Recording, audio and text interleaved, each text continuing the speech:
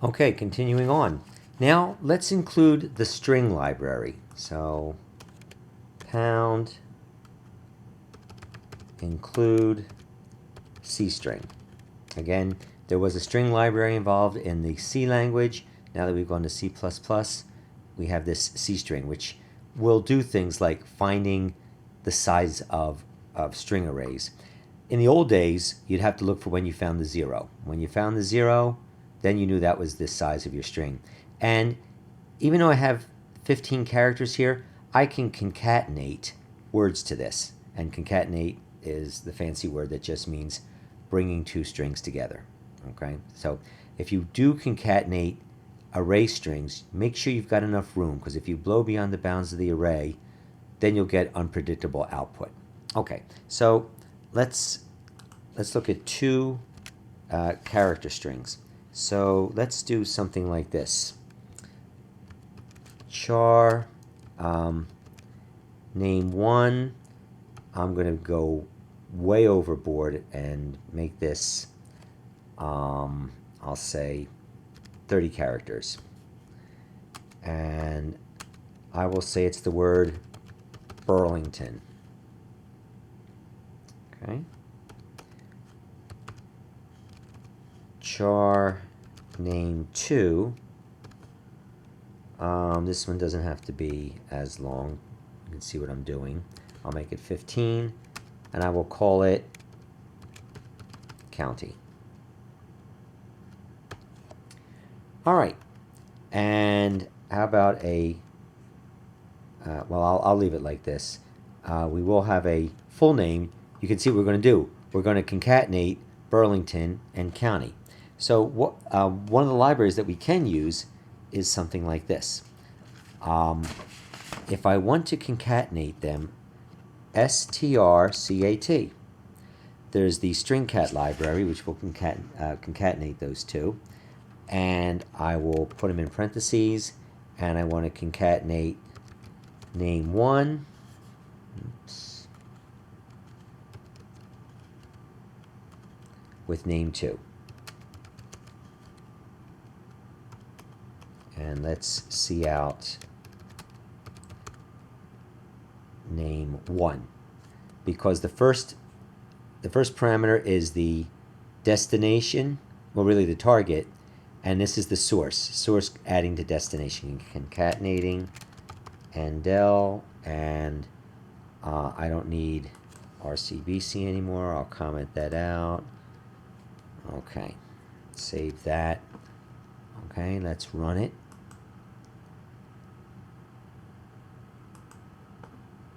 And oops, we forgot a space. Okay, so sometimes we'll do these in two phases.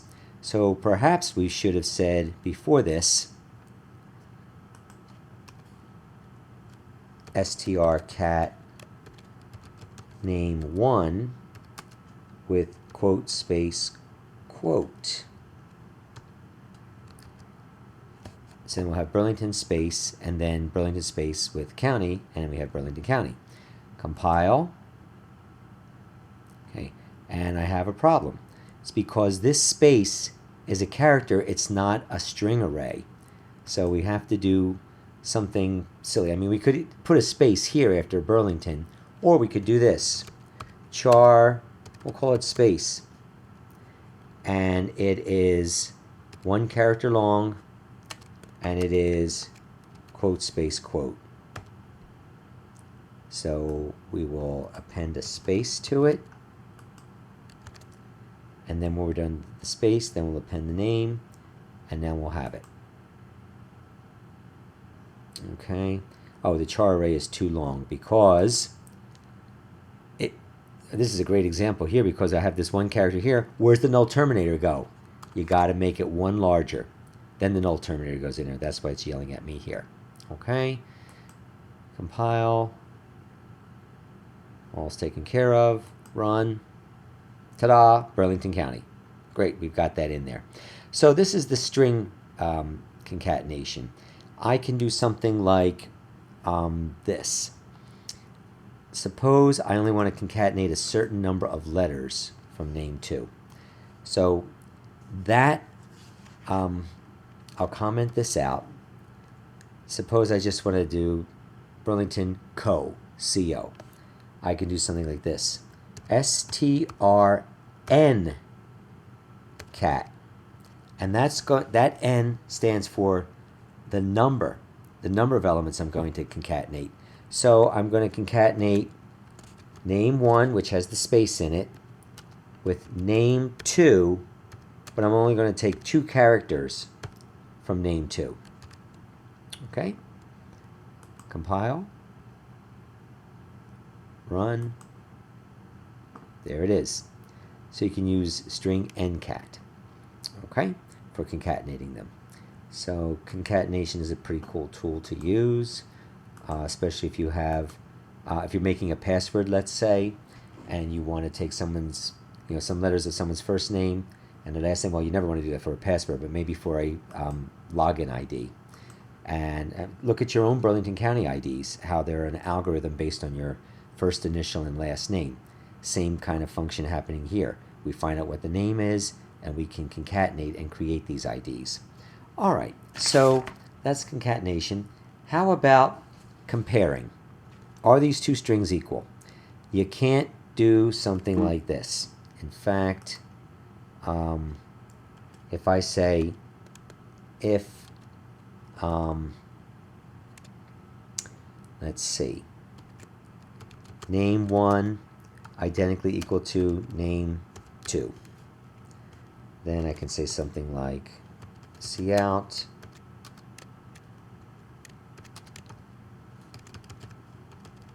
they're equal. Okay. Well, this isn't going to work for the simple reason is these are arrays. You can't compare arrays this way, but as they are character arrays and are strings, we can use another function from the C string library, and that is the strcmp method. strcmp stands for string compare. I'm going to compare name1 and name2.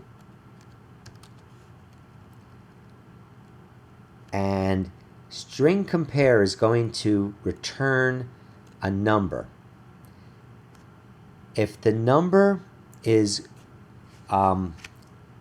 if it's less than 0, if it's negative, then that means name1 and name2 are in proper dictionary order. Well, Burlington comes before county in a dictionary, so this this will return a number less than 1. So if the string compare is less than, if it's less than 0, a negative number, okay, then I'll say something like this. I'll give it a new one because I want to save that. I will say cout name1 comes before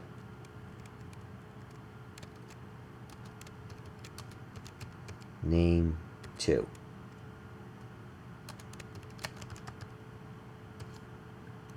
Okay.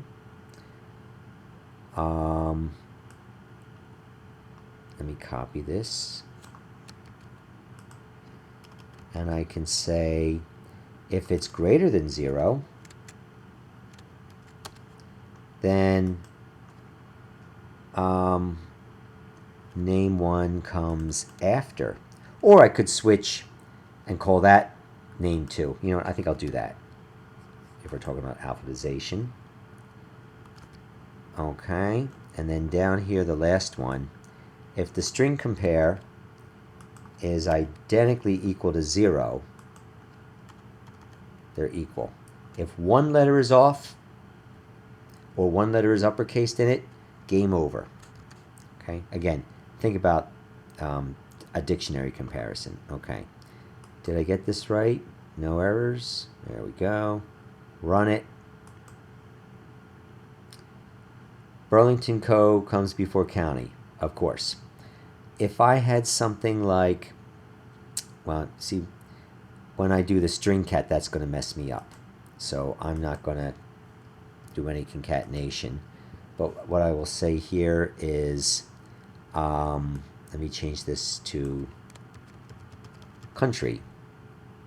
How does country compare to county? And it doesn't matter how many spaces that you have, it just, or how many characters you set aside, it's only looking at these numbers first. Okay, so let me compile this. Is that just a warning? Let me run it. Country comes before county. There it is. Okay, if it happens to be equal,